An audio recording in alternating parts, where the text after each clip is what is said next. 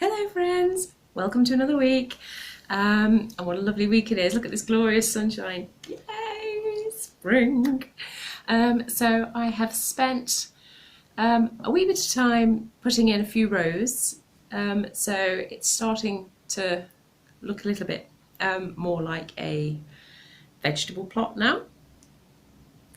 So I've got my carrots, my onions, so that's companion planting. So the idea of companion planting is that you put alongside things that kind of repel the pests of one another. So the carrots will repel the onion fly and the onions will repel the carrot fly. So in theory, for your organic gardening, the pheromones that both those plants send off will confuse the pests of the other, and you're just getting a little bit more protection. And then if you wanted full protection, you could just put some EnviroMesh around. But haven't got that at the moment, so we're doing companion planting and hoping for the best. Cross your fingers. So I've been to a few garden centres, been to about 3 or 4 over the last couple of days, just because I've got the urge to go around looking at garden centres, what's exciting, what are we going to find? And I have got a couple of goodies. So basically I kind of looked at what seeds I had left from last year in regards to growing the plants for selling, and I put them in. So I've got a few zucchinis, a few other courgettes, plenty of cucumbers left, and then I've got some patty pans left over, because when I'm selling plants, I don't like to sell them that have been grown from seed that I've saved myself, because I cannot guarantee that that seed has not been cross-contaminated.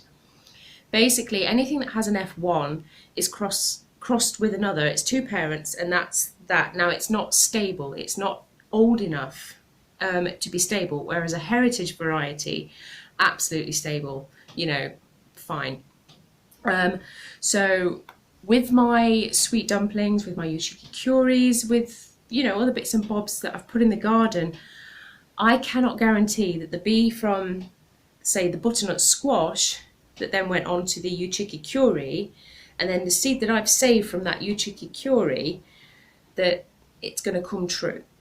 So even though I'm sowing my own self-saved seed for my own personal use in the garden, just to see what you get, I certainly won't sell those plants that have been grown from that for others to use, especially when they're paying you, So like, I want them to get, I want to encourage people to grow and to enjoy food that's just picked fresh and tasty. I want people to eat amazing plant-based foods, and you can't get better than fresh picked. I don't care what you say, you cannot get better than freshly picked, because it has that secret ingredient of, or 2 secret ingredients really. The first is the anticipation. Oh, you have to wait and wait and wait and wait and wait until you get to harvest it.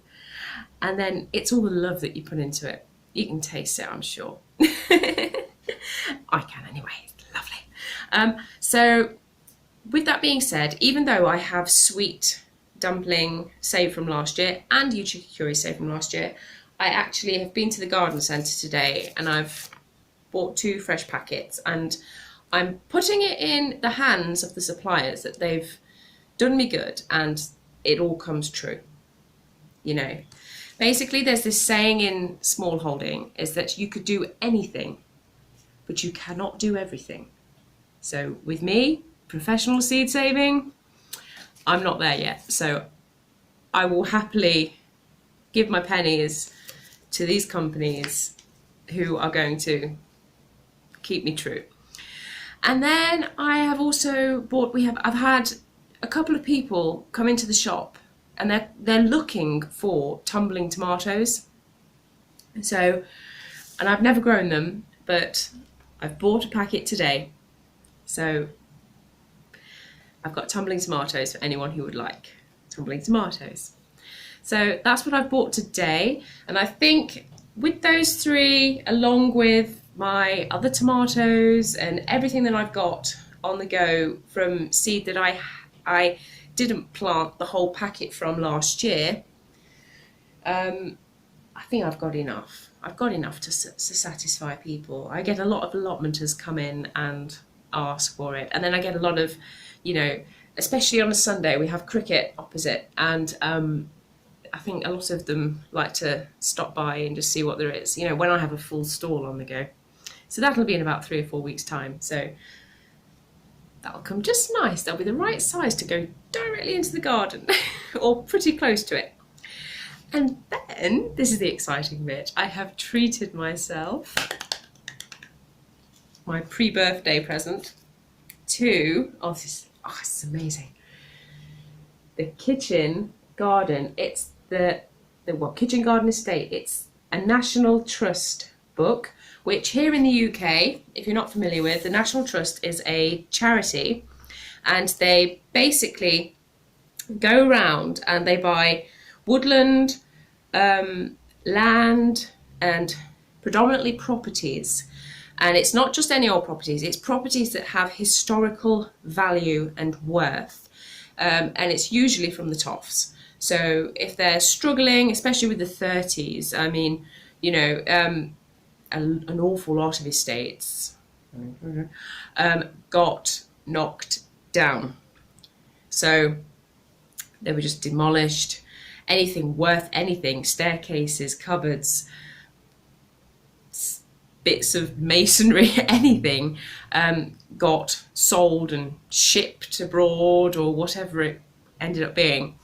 But anything of great value, where it's cultural value, historical value, you know, anything that's worth keeping for future generations, the National Trust will go in and buy it. And it's quite nice of the National Trust, really, because they will let the families still live in a little room somewhere, a little hovel in the corner. But it's nice that things are kept in preservation, because the alternative is demolition, and you're just going to lose. Why lose that history? So got this book. Now, National Trust do an awful lot of products, but I picked this one up because it's for, if you can see, traditional country house techniques for the modern gardener or, oh, you can't see, can you? For the modern gardener or smallholder. And I just had a quick flip through, and there's just, it's honestly, it just looks so much like my kind of book.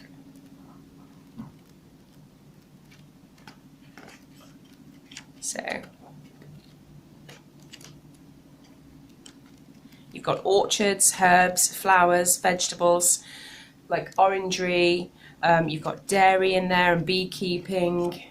And unlike an awful lot of kind of small holding books, this one isn't too heavy on the livestock. It's got a quite a substantial content in regards to fishing as well. So there's your beekeeping.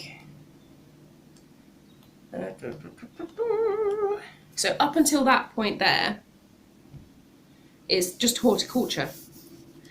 And looking through it, it mentions the good life, it mentions, is it John Seymour? It mentions all the way from medieval times to the present day of how these estates were sustained and how they survived. So I'm really looking forward to reading that. I've just heard a noise outside and I'm wondering what the chickens are up to. So forgive me, I'll sign off here and I'll go and see what they're doing.